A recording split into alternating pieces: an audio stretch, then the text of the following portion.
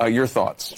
Well, I'll just tell you what I'm hearing from people who I have been talking to, and that is that if her goal was to close the deal, they're not sure she did that. And, you know, some people have asked, is she being held to a different standard? Maybe, but that's maybe the world that she's living in. And on the question of who she is, people are understanding that a little bit more. But what she will do, the question about her legislative priorities, name one, there wasn't one. You know, some more of her personality and her sort of character questions about your weaknesses or what mistakes did you make?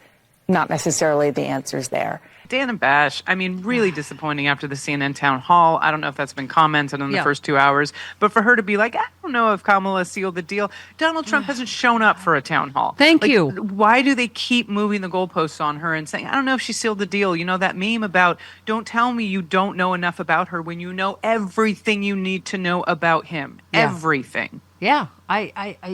By the way, we talked. This was. Do we play? I'm sorry to do this to you. Yes, cut 4. I'm sorry to do it to you.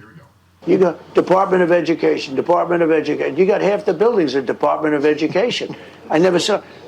You don't need any of them. You know, I want one person and a secretary to just make sure they're teaching English. Okay, give her a little English. Okay, I say reading, writing, and arithmetic. No transgender, no operations. You know, they take your kid. There are some places, your boy leaves the school, comes back, a girl. Okay? Okay.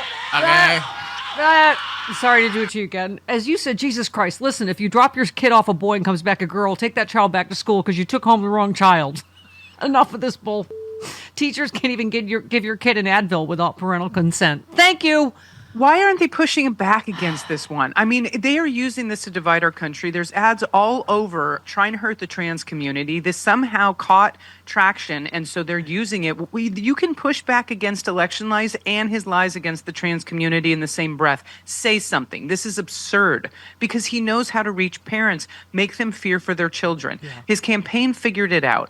All of this false fear about this and the bathrooms and sports, it's all contrived, and it's not a real danger. Make people talk about what actually is affecting their life, because I guarantee it's not Julie who wants to play middle school volleyball with her friends. Nothing he says is true. I asked Carl Frisch about this. This is, he's the head of a school board. I'm like, because I kept thinking this was like the Hillary, child sex pizza ring. I'm like, would anybody really believe that? Well, a portion of his cult did, because I'm like, is there anyone that actually believes any kid is getting dropped off at school and having trans surgery?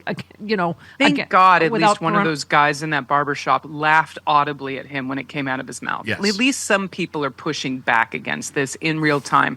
I mean, whether it's the people asking questions on Univision or these, someone laughing at him in a barbershop, there's some sanity still left, and I'm hoping that there's more than we're hearing. Yeah. By the way, you retweeted. Now, this is a headline because, we're so used to the mainstream media not doing their job that when they actually get a headline right, good for you. Give them a little New York Magazine. Give them an attaboy. Yeah. New York Magazine. So in an effort to highlight his claim about Kamala Harris never worked at a McDonald's, Trump pretended to work at a closed McDonald's where he served pretend orders to supporters pretending to be customers. Thank you.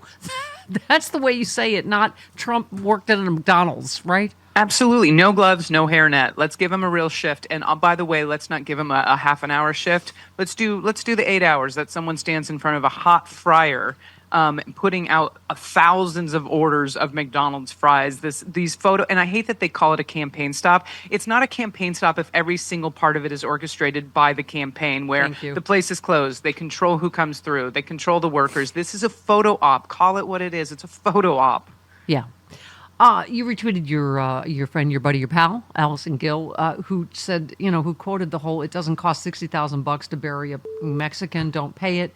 And you just said, Donald Trump, and go ahead and come at me, MAGA. Your guy is a despicable person. I mean, that sums up his racism and his disrespect for the people troops. Like, that was debunked by Mark Meadows. Mark Meadows? We're supposed to believe yeah, you're going to believe. Meadows? Yeah. By the way, a general? I'm sorry, what? Yeah. And by the way, so the slain soldier's sister, this is what makes me so sad.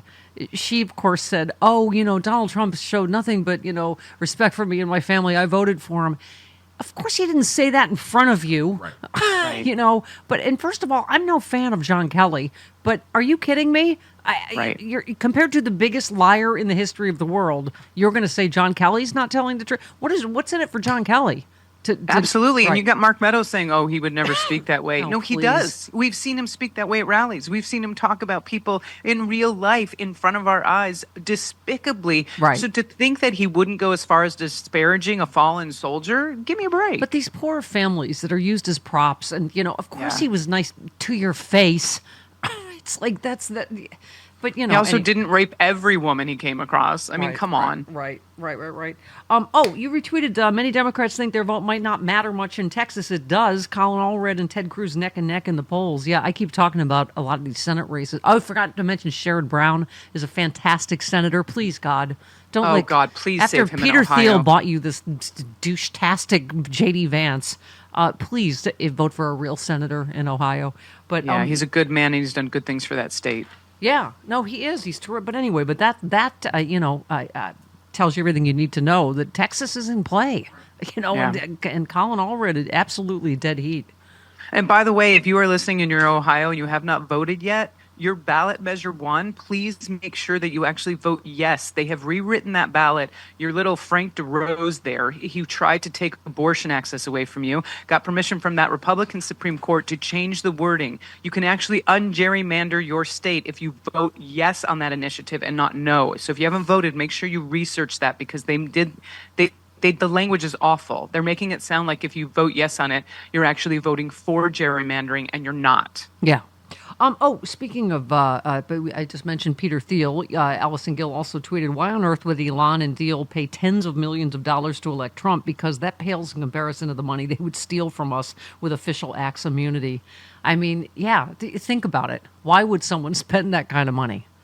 Oh, 100%. Elon Musk, it's the government contracts first. Peter Thiel, I think his ego just wants to get into the White House. Like, I really think they're going to work weekend at Bernie, Trump, and put him to pasture as soon as this happens.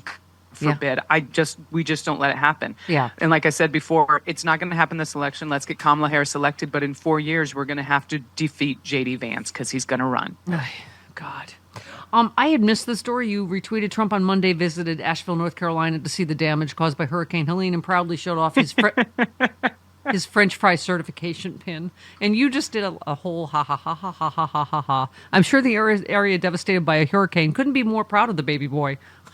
This is like the dumbest campaign ever, right? And I don't know if the guy who handed pin. it to him was trolling him or not, but the way he was like, here's your successful fry pin, and he held it up like it was a ribbon for participation day. I'm putting it next to my Michigan Man of the Year that I also never won. Here's my French fry pin. Hey all, Glenn Kirshner here. I hope you'll join me on my new audio podcast, Justice Matters. I'll be using my 30 years as a federal prosecutor and Army JAG to unpack, break down, and explain the legal issues of the day, particularly where the legal intersects with the political. Please look for Justice Matters with Glenn Kirshner wherever you generally get your podcasts.